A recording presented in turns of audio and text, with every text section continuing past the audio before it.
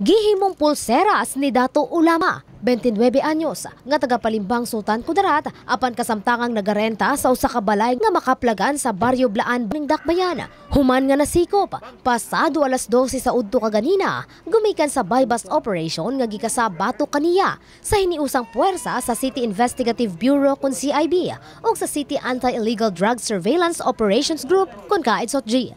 Kung diin, nakuha sa posisyon sa dinakpan ang unom ka managlahing gidakon sa sachet sa gituhang shabu, pipila ka mga drug paraphernalias, 500 pesos nga bust money, lakip ang timbangan sa ginadiling droga nga nagpamatuod nga kini nagapamaligya nga giangkon raw sab sa dinakpan. Bago lang ko istorya lang sa barkada nako.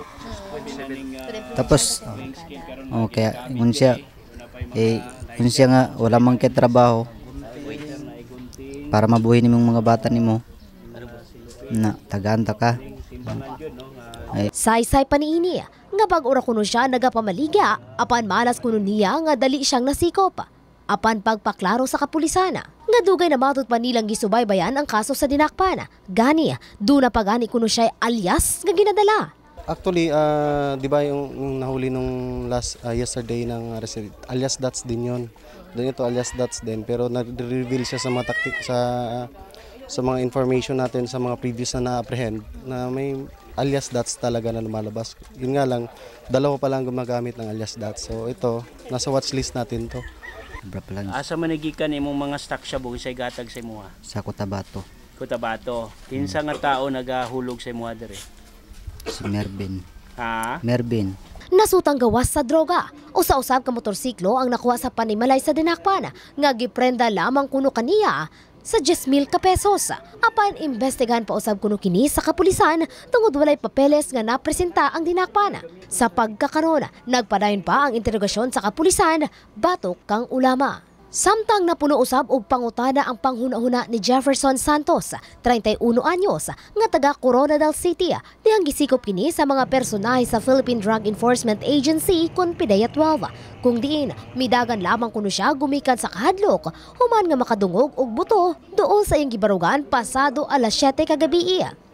Nag-raid sila dun sa Barrio 8, yung ginaliburan ko na limpyo sang damo.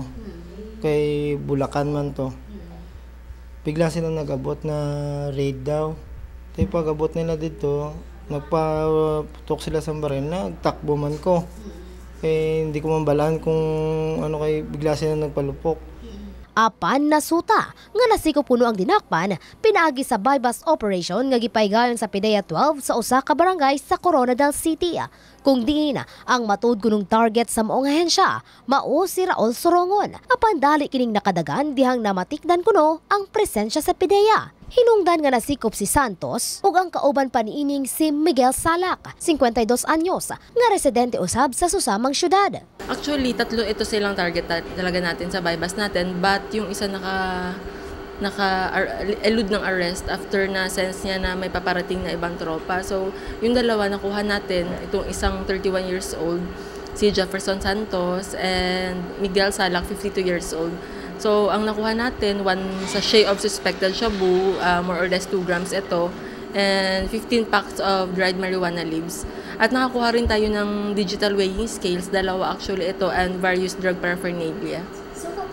Apan sa maong pagkasikop, aminado man ang mga dinakpan nga sila nagagamitan, apan hugtanong gipanghimakak nga sila tigpayuhot niini. Gani, di man lamang gani kuno sila kaila kang Raul Sorongon. Lain man ang target nila, hindi man ako. So pagambal nila nga raid ni, dito ka naglagan?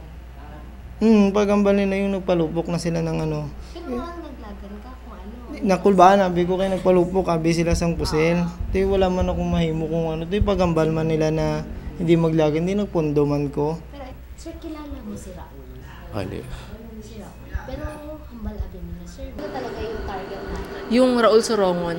But itong dalawa, kasama niya rin ito sa pag-transact ng illegal drugs.